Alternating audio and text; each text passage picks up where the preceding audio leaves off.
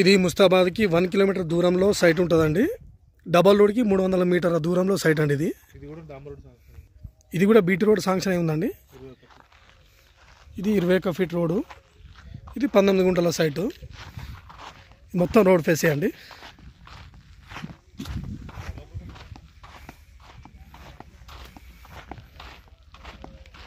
Road bit అండి, square bit అండి.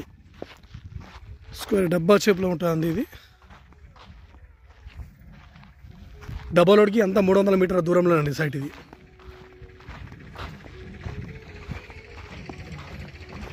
ఇంత రోడ్ ఫేస్ అండి. దీనికి